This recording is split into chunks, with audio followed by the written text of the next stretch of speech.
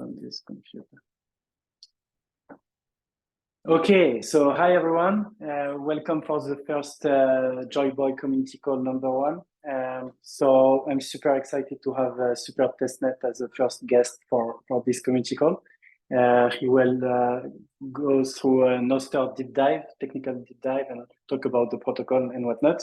I was imagining like something like 20 minutes of presentation plus 10 minutes of questions, if that makes sense. So first of all, welcome, Super Testnet. Would love if you could intro yourself and start doing this Nostr deep dive with us today. Yeah, great to see all you guys. My name's Super Testnet. I'm a freelance Bitcoin software developer.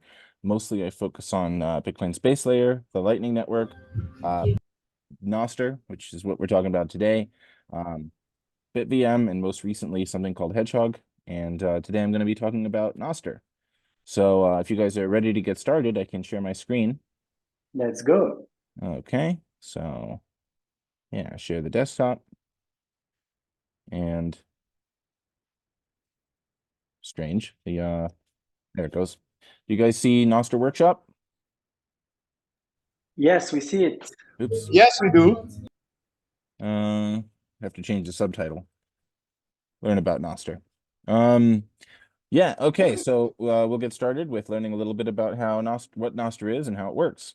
So Nostr, it sounds like some of you guys have already worked with Nostr before, but it's a simple protocol for making a censorship-resistant global social network, and it has a number of properties, and among them, well, data storage and retrieval are done in a different way from other social networks.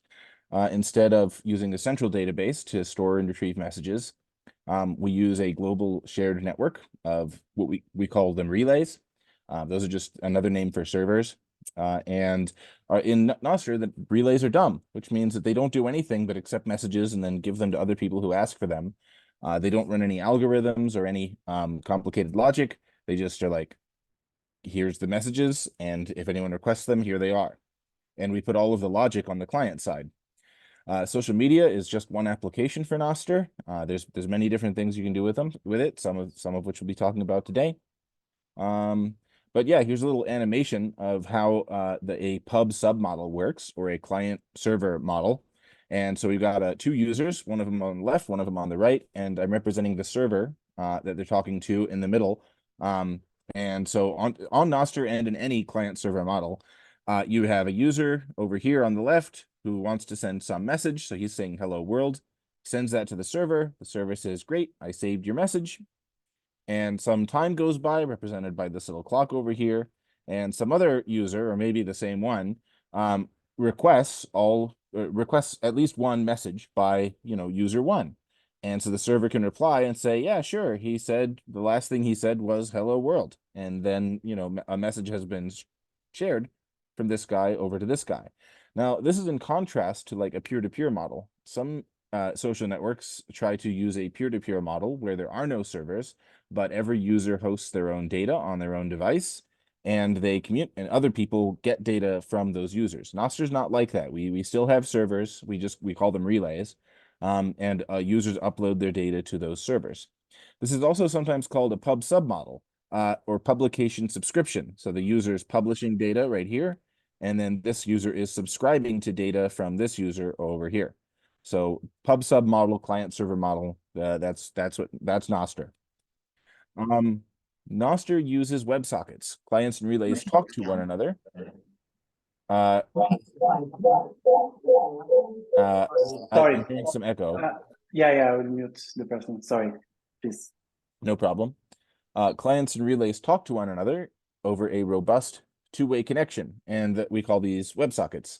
WebSockets are, well, they're related to the way that data is shared on the internet. So whenever you make a standard request to a website, like let's say it's google.com, it's called a GET request. Your device finds out what Google's IP address is from usually a kind of lookup table.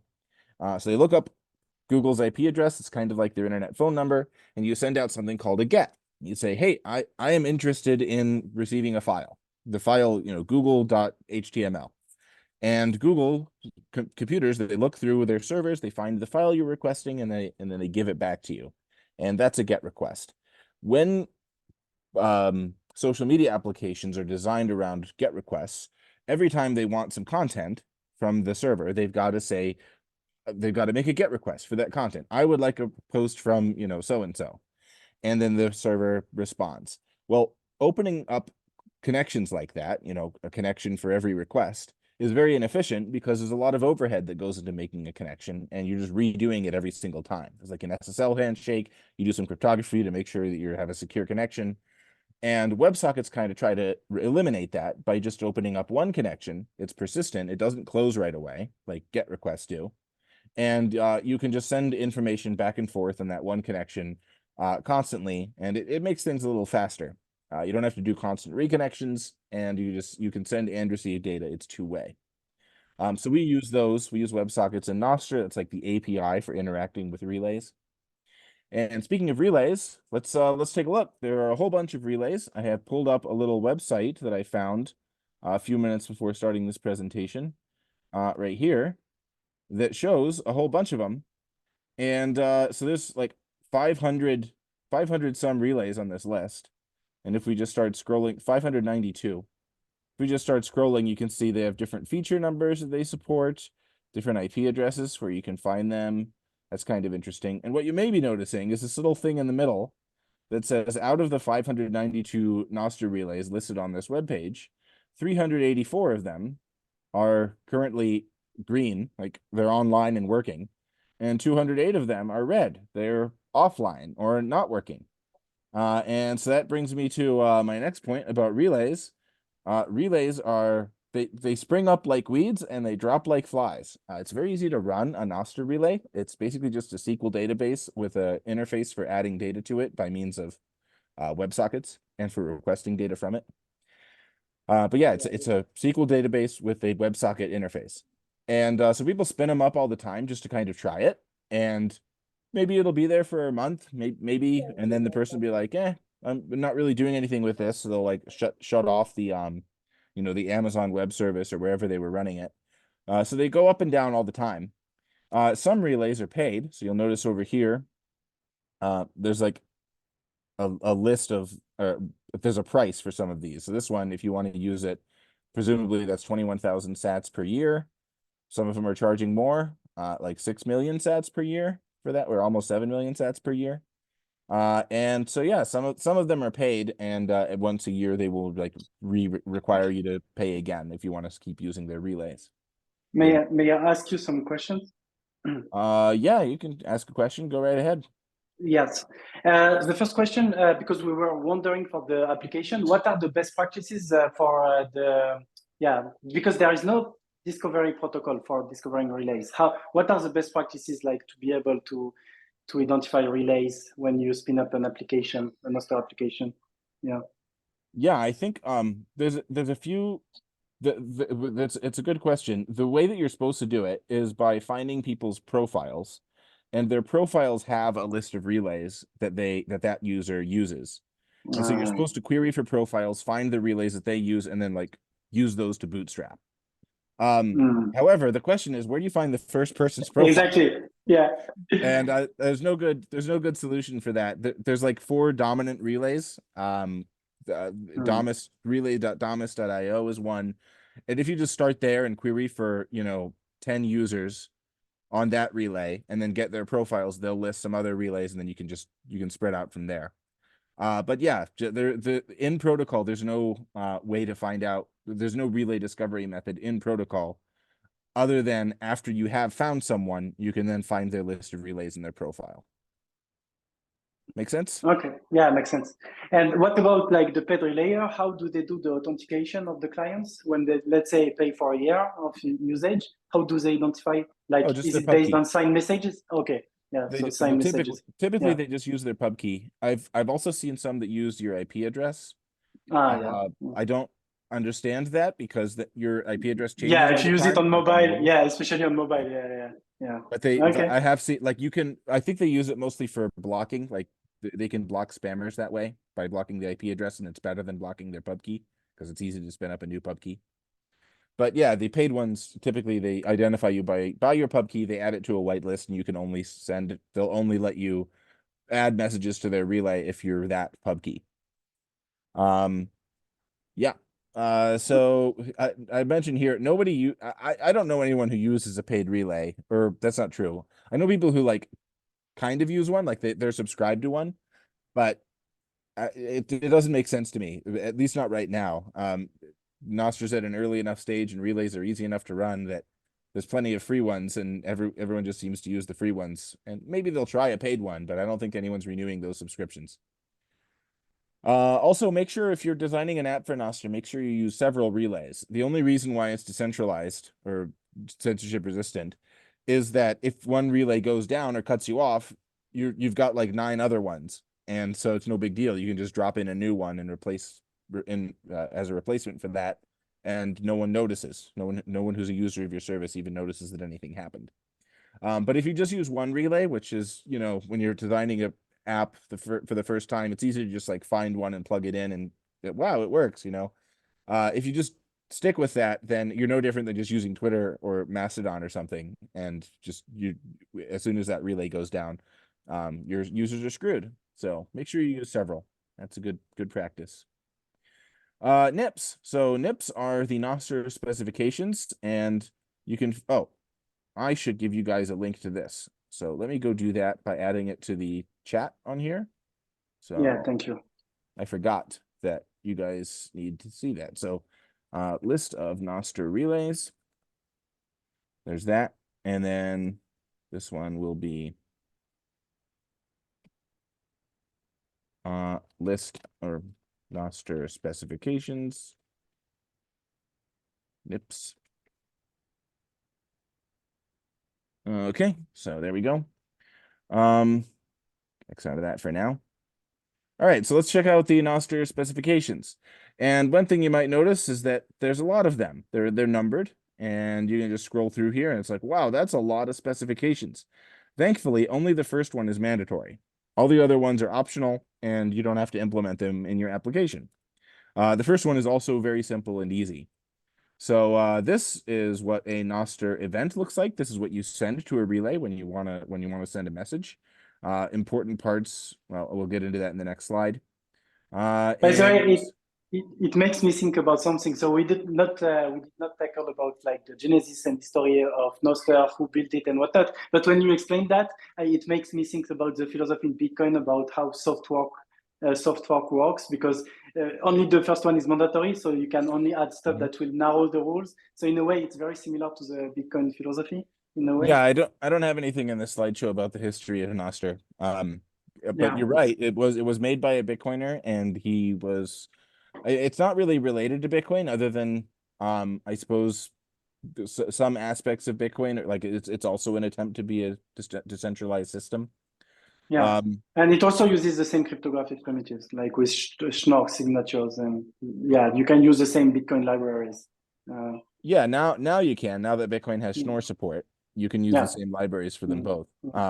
But yeah, it's other than like those aren't exactly, you don't have to use a Bitcoin library. You can also just use any library that has Schnorr signature support. But yeah, because Bitcoin didn't invent Schnorr signatures either. Anyway, yeah, so it's kind of neat. There's all sorts of stuff in this in the NIPs about that'll help you design an application. And most of the other ones kind of suck, in my opinion. If you look through the various NIPs, I usually don't really implement any of them. The only other one I really use a lot is number 4, NIP number 4 for encrypted direct messages. That one's really useful, and I never use any of the other ones. So yeah, but check them out. And if you, zaps are another one. I use zaps all the time. That's NIP 57, I think. Let me go check. And the one about proof of work for the anti-spam mechanism, you don't? I never use that. Okay. Personally, I think NIP 57 is zaps. Yeah, so I use this one too. Speaking of zaps, I think nope, that's not the next thing. The next thing is to talk about notes. So a Nostr note looks like this. It's a JSON object, and it has a number of fields. The one that is the most varying, or the least standard, or I don't know. This is the one you'll mostly put stuff into is the content. And the content can be any string. It has to be a string. One person told me that they thought Nostr stood for no strings, like the NOSTR, no strings. But we only That's use funny. strings in Nostr. Like everything's a string. If you put the content that you put into a Nostr event is a string. The created ad is a timestamp. So this is just, you give a timestamp for whenever your user made their event. These are not enforced by the protocol. So you could make an event that was all the way back when the dinosaurs were still roaming, or you could make one far into the future. Actually, you probably couldn't do one when the dinosaurs were still roaming, because I think that would be an underflow. It would be like a negative number in Unix. You can go all the way back to the 1970s, though. For kinds, every Nostr node has a kind. So, for example, profiles are kind 0, and kind 3. We also use kind 3. That's where relays are stored. Kind 1 is always a post, like typically a tweet style post. It's just a microblogging kind of stuff. And they go all the way up through 65,535, which is, I think, five bytes. I think something like 5 bytes is that. Yeah, you can pick any for whatever you're doing on Nostr. You can just pick a random number for whatever it is, and that's what I always do. I just say random number within this range, and that's what I use for my for when I'm making an event that's not, a standard Nostr client. We have these things called tags, where you can tag people or other events, and there's various NIPs that define other things you can tag, like you can tag Bitcoin blocks and stuff like that. But yeah, the ones that I tend to use are just, I tag people if I'm referencing someone, and it works kind of like an @ where they'll get their client will typically share with them if someone messaged them or referenced them in a message, tagged them. And you can also tag events. You can, like, these are used for replies, and they're used for quotes, and so that's what those are for. These three they're just kind of random data. Like the ID is just a hash of all of this stuff. The pub key is whatever pub key your user's using, and the signature is just the user uses their private key to sign the ID of the event, which is a hash of all this. So that's that. So those don't really, there's not much to do there other than just find a library that lets you put those three in there. But that's what a Nostr event looks like. And then what about the other stuff? Well, the term Nostr stands for notes and other stuff transmitted by relays. Notes are the stuff that shows up in your feed. But what's the other stuff? Well, you can put a lot of stuff on Nostr. Some of the stuff that I've done, I've put zaps on there. Those are pretty common. You can reward people for good content, which is a kind of a unique thing that makes that Nostr has, that most other social networks don't really have anything similar. Sometimes one time I made a web store where your store is a Nostr event. All items in your store are like replies to that event. And then when people buy something from you, they're just DMing you, and they're zapping you the payment for whatever it is that you're selling.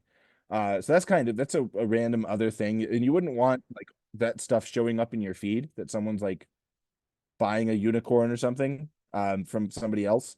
So I just use a different kind number, and then it doesn't show up in anyone's feed, because only kind 1 shows up in people's feeds, which is really nice thing about Nostr. I also use it a lot for hole punching. So if I recently, just yesterday, I was designing an app where I want to be able to control it remotely. I want like remote control this application. And there's a few ways that you can do that today. You could run a web server and then like make GET requests to it. But I'm in a place where I'm like traveling, and so I can't really run a server here. I could have done like a Tor thing. I could have made a Tor domain, but then it's really slow. So I decided to use Nostr, and I just have it have a pub key, and I message it my commands, and then I control my app remotely by just messaging it. So I use it for that, and I think that's a really great use case for Nostr. And as long as you don't use kind 1, it doesn't show up in anyone's feed, so no one's like weirded out that you're doing that.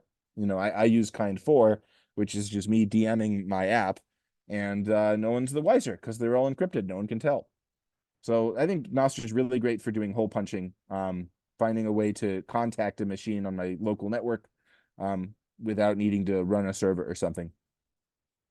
Some of the Nostr's wow factors, I really like that when you create an account on Nostr, Nostr doesn't really have accounts. It just has pub keys and private keys. And so unlike most things where it's like you click sign in or log in or sign up or whatever, and it asks you for a username and password, and then it like usually emails you and asks you to click something in there.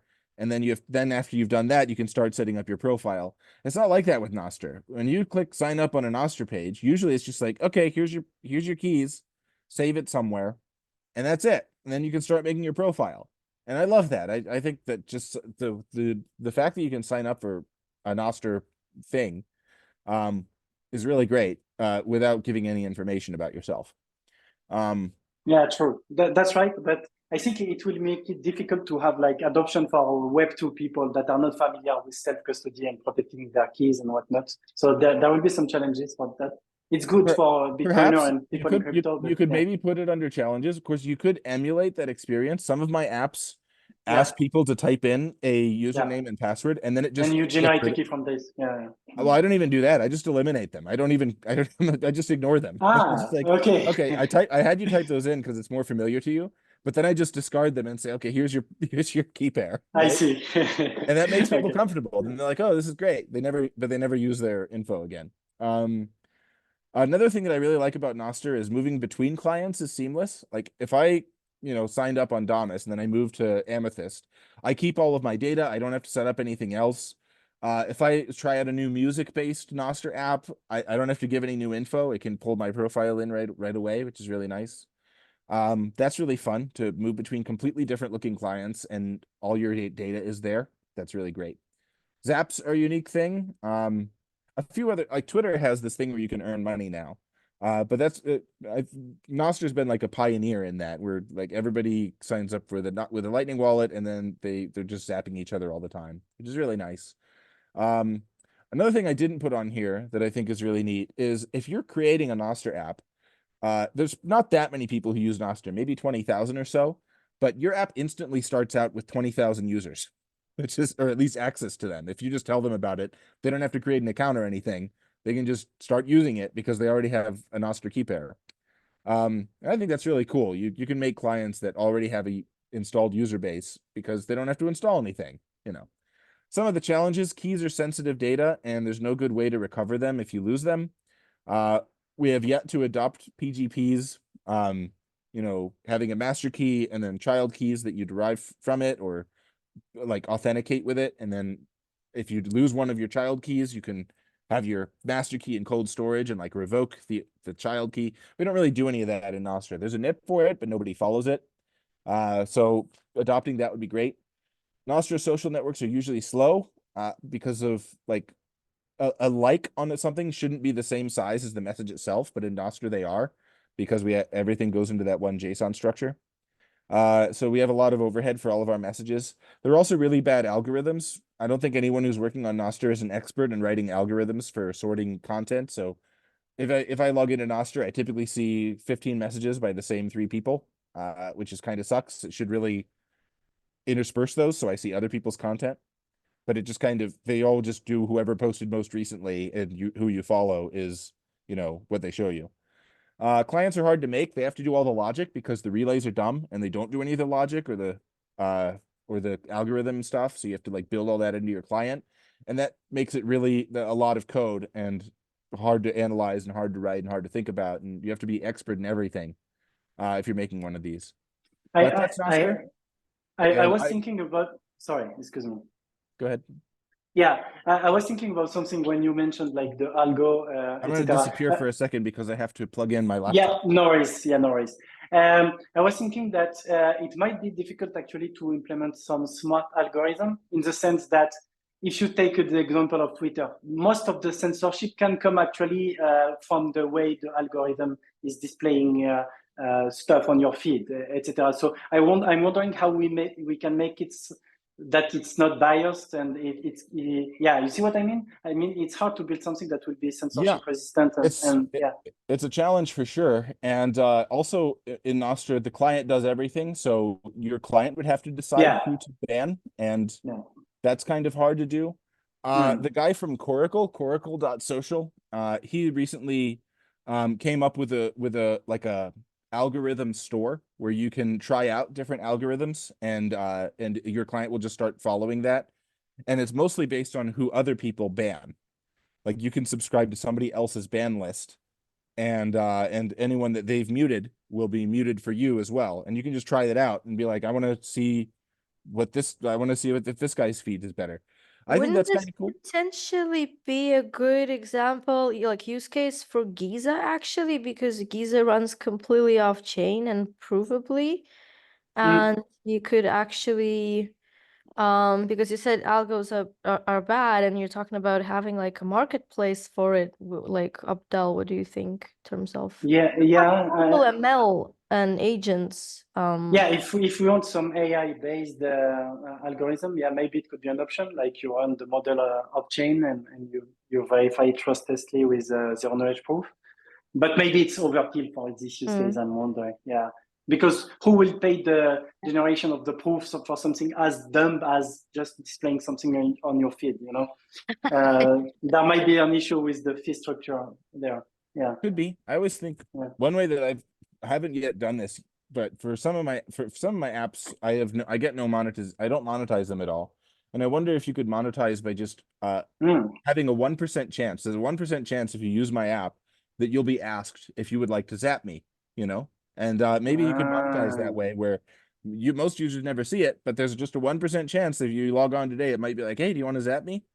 I thought maybe you could do that, and people might be like, sure, yeah, I've enjoyed using this app, AI or whatever. I'll send it 5,000 sats or something, and then you could see if that works. There's a couple of ways to do. Could just be randomized. Someone says, yeah, you could give everyone a random chance of seeing a pop up that asks them if they'd like to monetize. But yeah, so that's Nostr. That's all my slideshow, and so I guess we're in question and answer time now. We've had a couple good questions. Any other questions people have? If you have some questions, please ask. Yeah, go ahead. I have a question. I noticed that there is a root node which doesn't have an e tag and a reply nodes which have e tags. Is there a possibility to retrieve only the replies with e tags from the relays? Yes, you can request when you're sending a request to a relay. Let me show you. Actually, I will share my screen. So I'm going to go back to NIP1, which defines how you make requests from relays. And so yeah, when you make a request, you create a filter, and a filter looks a lot like an event, but it has a couple new fields. So IDs you can put a list of all of the event IDs that you want the relay to give you back if you already happen to know them. You can specify by author. You can say, only give me messages by these pub keys. You can filter by kind numbers. If you only want to see DMs, you could just do kind 4. Kind 44 is another DM kind has better metadata protection for users. So you might also filter for those if you just wanted to see DMs. Of course, you couldn't read them because they're encrypted, but you might want to see how many people are DMing on Nostr. And then you have things called tags. So you can filter by just e tags, and that would give you just replies and quotes. And you could filter by p tags, and you could just say, I just want people who replied to this person, or who tagged this person in one of their posts. Often things will do that so that people love to read about themselves. So most clients will, by default, they will subscribe to any message that tags you. You will see on your feed, and people love that because they love to read about themselves. But yeah, filters are the way we do that in Nostr. And so take a look at NIP1 for more information. Cool, thanks. Any other questions?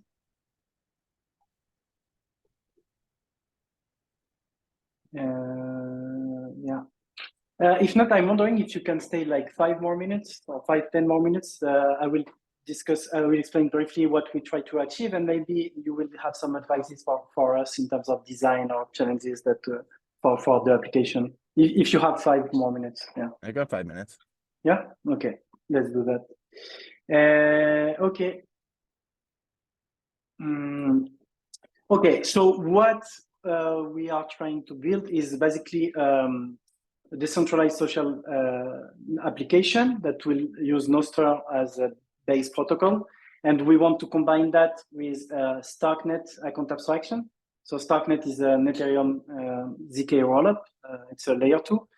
And what we want to demonstrate is that with the account abstraction, you can do powerful things and leverage existing protocols. So what account abstraction is basically, so unlike on Ethereum, you have two types of accounts. You have externally owned accounts that are controlled by private keys, and you have smart contracts that are controlled by code.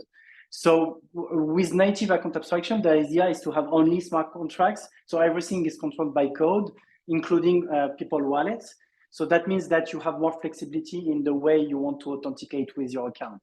So you can authenticate through a normal cryptographic signature, like like on Ethereum or whatever blockchain. But you can do like completely different stuff. Like you can implement session keys. You can implement easily multisig as part of the protocol.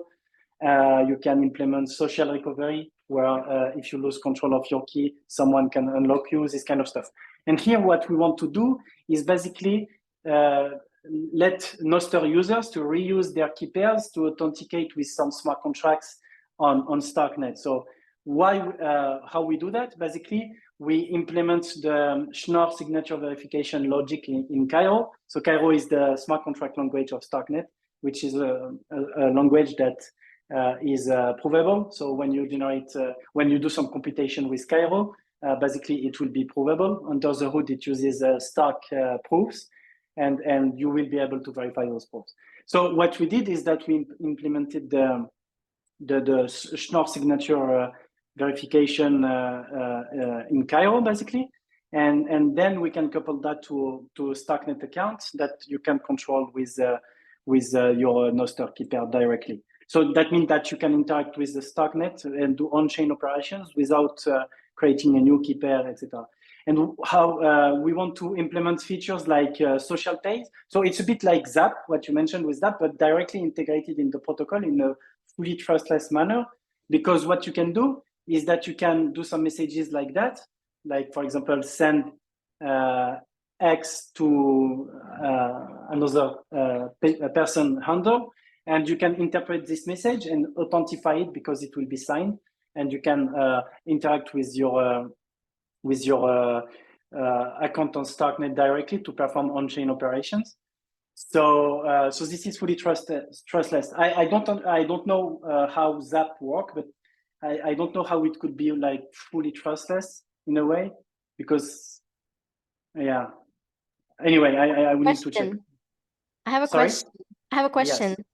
Yes. So when we will create the account abstraction contract, we will declare the class hash. So basically in Ethereum, it's a little bit different. You don't create the same contract for like every ERC20, but you declare a class, like this is an ERC20 contract, and then a new instance is created every time everyone wants to create it. So for every user, we're going to have the same instance of the same contract, right? So my question is, when a person from the Nostr like apps ecosystem comes into Starknet, they need to deploy their own account, and in order, so how will the deployment be funded, and how will the on-ramp happen for users? Yeah, that's a good question. So here, what we would do, like we would use Paymaster feature. So the idea would be like to sponsor the creation of wallets. So of course, we cannot do that infinitely, and we need to have a way to make it Sybil resistant, because otherwise it's just gameable and people will abuse it and you will have to fund. But we can do that like in a way where we sponsor the creation of wallet for a number of users. But yeah, if we want to find a sustainable way, the on-ramp will definitely be something to consider. So if most of the Nostr users are familiar with Zap, maybe we could implement something where they could on-ramp with Zap. So they do a tip to an address, and we use that to do the Paymaster and sponsor the creation of their wallet on chain, something like that, maybe. Yeah, Zaps are just sending Bitcoin to people, and I know that there are atomic swap things that go from Bitcoin to other chains. So you could probably have them actually, yes, some kind of swap address. Yeah, that's a good point, actually. Yeah, we could do cross atomic swaps. Yeah, exactly. That's a very good point. We could do that directly from Bitcoin to Starknet. I saw a video actually where you explained how you can simply implement a cross swap with revealing your private key on one chain. You want to explain it briefly? I think it's very interesting actually. What, how atomic swaps work? Yeah, you mentioned an example with Bitcoin Swift, how you could implement a simple atomic swap. The way we usually do them is using these things called HTLCs, where you lock up some money to effectively a hash, and the person, one person can sweep the money from this Bitcoin address if they can reveal a hash, a pre-image to a certain hash rather, and then the other person can do it if they don't do that in a time limit. If the person on the other side of the trade doesn't do that in a certain time limit, then the original sender can have their money back after, we call that a time lock path. And so we set up this HTLC where you put money into this Bitcoin address where the recipient's the only one who knows the pre-image. And then we make it so that if they do reveal that pre-image to sweep the money off of Bitcoin, that same pre-image is what is locking up the Ethereum or the some other asset on some other chain. And so maybe that's the private key to that other address. And so the moment they sweep it on Bitcoin, the other party can now take that from the blockchain and use it to sweep the money on the other chain. And thus you've transferred the money without needing to trust your counterparty. So yeah, there are many implementations of HTLCs, and I'm sure if you Google HTLC atomic swaps, you'll find a lot of results. But HTLCs are also what we use for Lightning payments, so they're compatible with that as well, and therefore with Zaps. So yeah, very good point. This is definitely the thing we need to explore for the onboarding of existing Nostr users that don't have a wallet on Starknet. Yeah, that's a good point. Okay, great. You use the same HTLCs with Nostr somewhere, the same that you use for Lightning? On Nostr, Zaps are Lightning payments. Okay, cool. Cool. Usually Nostr clients have a way to talk to your Lightning wallet, usually through like an API key, and then they just send the money straight from your Lightning wallet to somebody else's Lightning wallet. So in theory, if we want to kind of prove that we paid the paymaster wallet, we can just reuse Zap in that sense. Yes. Exactly. Every Zap comes with a proof of payment that demonstrates that you actually sent the person money, and you could use that. It's just a pre-image to a hash, and you could use that to unlock a payment on the other side. Amazing. Cool. Yeah, definitely. Let's do this. Okay. And then the idea will be like to be able to trigger more complex on-chain interactions through Nostr messages. Like for example, you will have a custom protocol in the Nostr mobile application where you could like describe in a human manner what you want to do on chain, and we would interpret that maybe with some AI that will be proven using zero knowledge proofs. And so this is a general idea. So we have many challenges because this is the first time we build a Nostr application. And as you said, performance will be a big issue. We already see that to have something that will be efficient and have like the same kind of experience as your users are used to with Twitter and whatnot, it's very hard. So even like a client like Damus, and which are the most mature, they are still not there yet, in my opinion.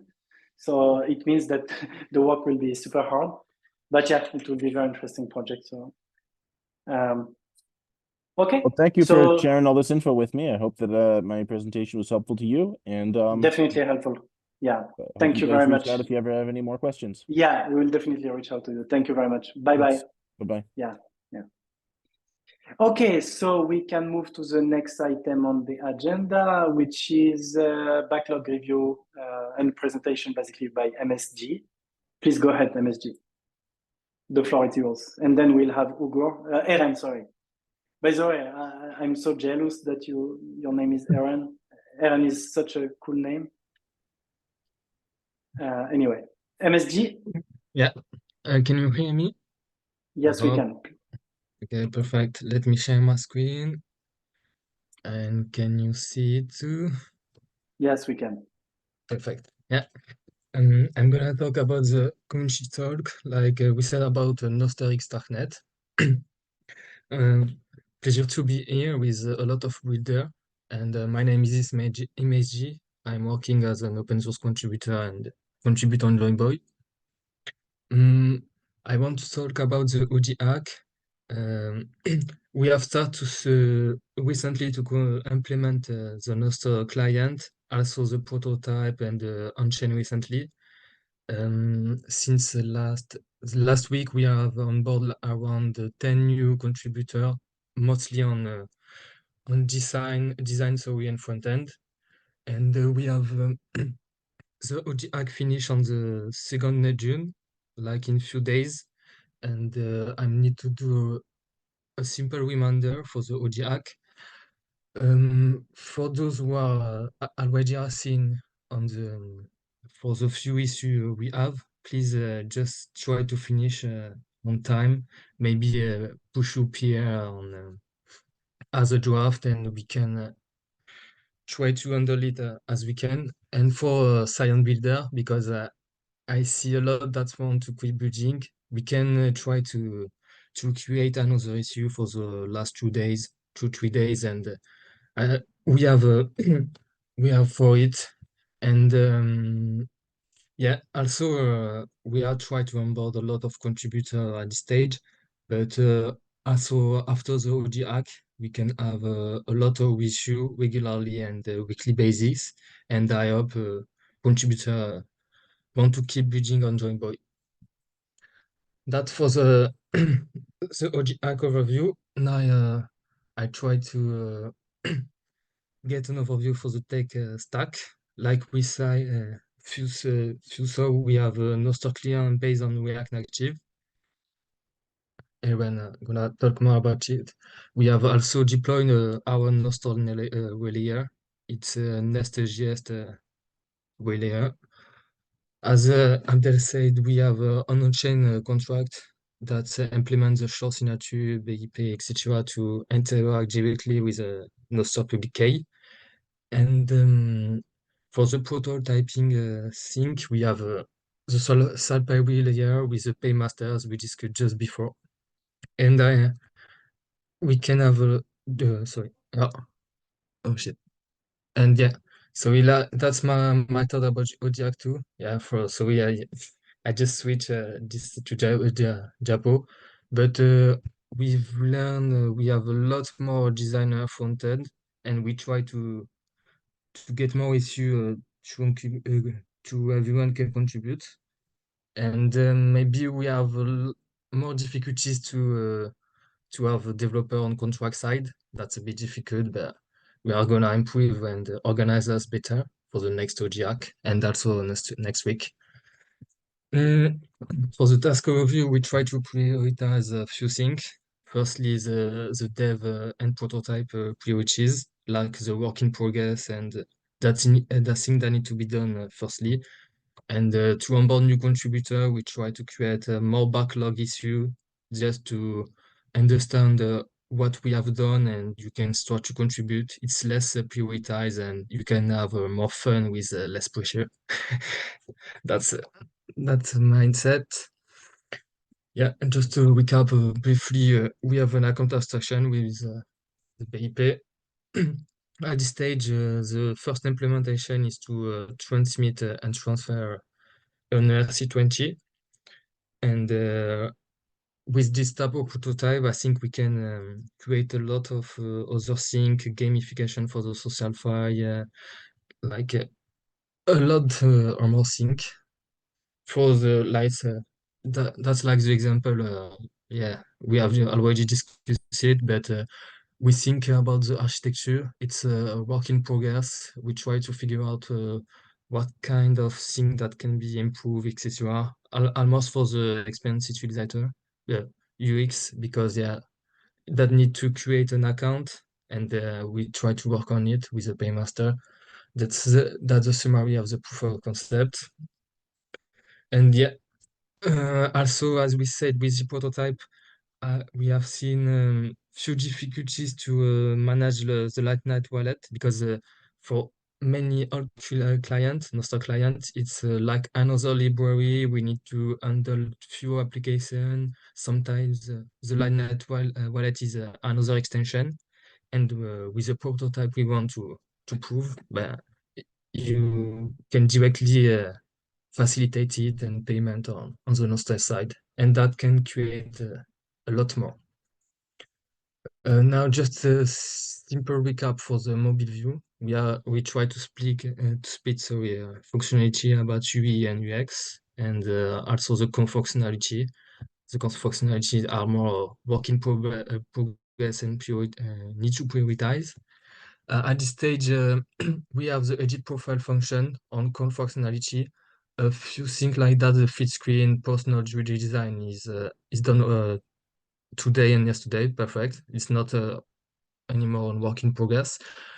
We have also a few tasks for the next step.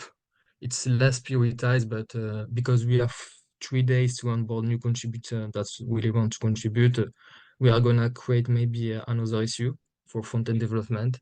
And yeah, here we have the backlog for the POC Starknet account, maybe other design and front-end sync, and also a lot of cool functionalities.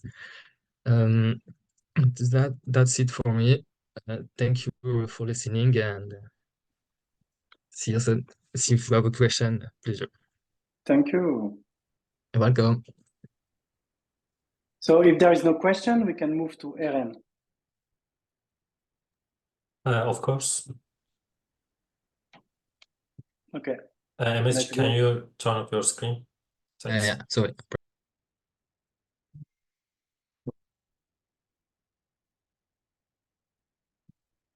Hi everyone, I'm Uğur. I'm currently leading the mobile app development of JoyBoy, and I will be talking about building blockchain mobile consumer app with or without React Native. To structure this talk effectively, I will split it into 2 parts: building a mobile app that connects to other wallets, and building a mobile app that handles the private keys and interactions internally. With JoyBoy, we are focusing on the second part, but it's important to understand both approaches. So let's start with the first part. Building a mobile app that connects to other wallets. Developing a mobile app that connects to other wallets in Ethereum virtual machine networks is relatively straightforward due to availability of numerous tools and libraries. One of the key technologies facilitating this is Wallet Connect. For those unfamiliar with Wallet Connect, it is an open protocol for connecting decentralized applications to wallets using end-to-end encrypted WebSocket communication by simply scanning a QR code. This makes it incredibly user-friendly and secure. With Wallet Connect, you can directly use their SDKs or third-party SDKs if you prefer that integrate Wallet Connect, enabling seamless connection to wallets like MetaMask without any hassle. However, when it comes to the Starknet ecosystem, there is no easy way to connect your decentralized app to other wallets. Currently, only Argent Mobile supports Wallet Connect protocol, and to connect to Argent Mobile, you can use any of the libraries I mentioned before. However, you can use Wallet Connect Sign Client if you want to, but using Sign Client is not easy, and you can't use Starknet.js or other libraries with it. In short, Wallet Connect supports on Starknet mobile wallets is not very good, and you can't use the libraries that you can use with EVM networks. But of course, I believe this will change in the future, and Starknet will become a mobile-friendly ecosystem. And the second part is building a mobile app that handles the private keys and blockchain interactions internally, as we did with JoyBoy. Handling the private keys and blockchain interactions in a mobile app is a very sensitive topic. You need to be very careful about the security of the app. You need to store the private keys, handle the transaction, handle the user data, and you need to be very careful. Even a small mistake can lead to a big security issue. Next part is before generating private key is of course a sensitive part. It must be cryptographically secure. You can't just use math random. I wish I was joking, but I'm not. I've seen people using math random to generate private keys on browser. Yeah, definitely. There are some people doing this. Yes, unfortunately. Yeah. For this, you should always look for a native library that generates cryptographically secure random bytes. My recommendation would be to use React Native random bytes or Expo Crypto if you are using Expo. After you generate the private keys, you need to, of course, encrypt it before storing. But as always, you should prefer to use a password-based key derivation functions. However, pure JavaScript password-based key derivation functions are not very fast, so you need to be also careful about the performance. And in Expo, there's no built-in solution for this. You have to use a native library. So this means you have to use a development client for Expo. And for the libraries to use, you can use React Native AS Crypto to use a password-based key derivation function too, if you like. Storing the private keys is an important topic because you should never store them in plain text async storage or local storage.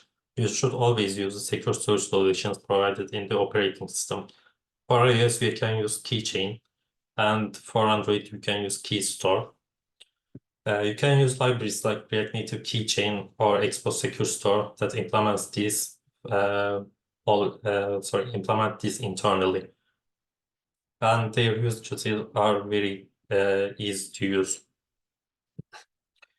We generated private keys, encrypted them, and stored them. Now the reading part.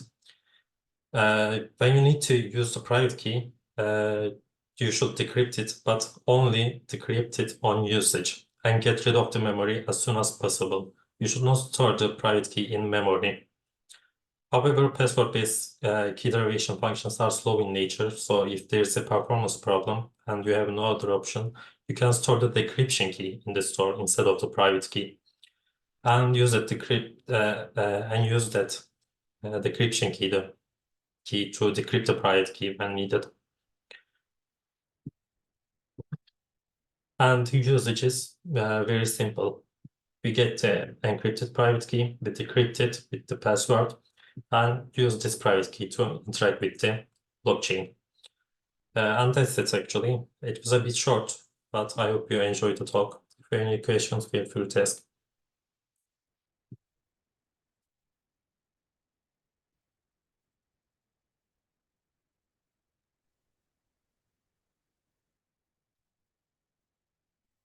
Okay, thank you. Okay, so while generating keys, you are using memory event for a short time, right? Is it secure then? Actually, yes, storing the private key in the memory for a short time is, of course, our only option. Yeah.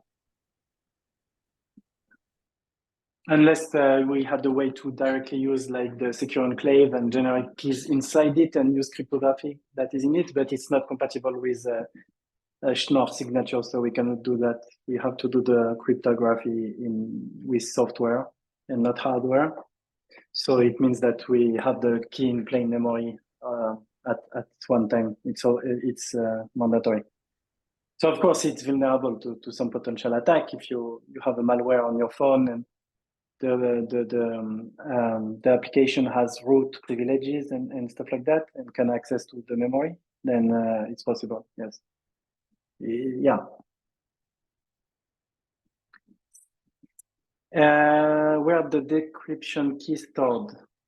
Actually, decryption key should not be stored. The password is entered by the user, and the decryption key is generated by using a password-based key derivation function. Yeah, exactly.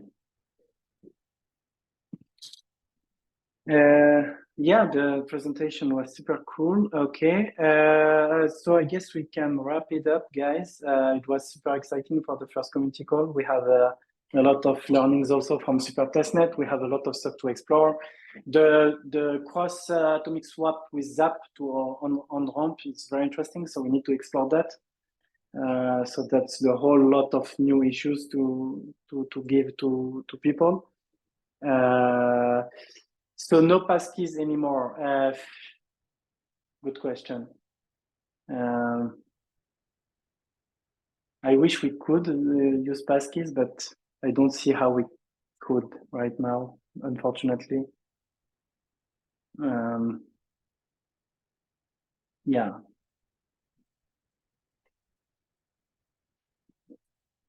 Yeah, so we can still explore. Maybe we find a way, but for right now, I don't see a way to do that.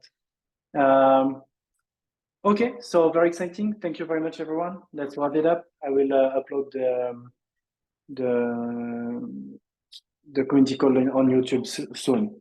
Thank you. Bye bye.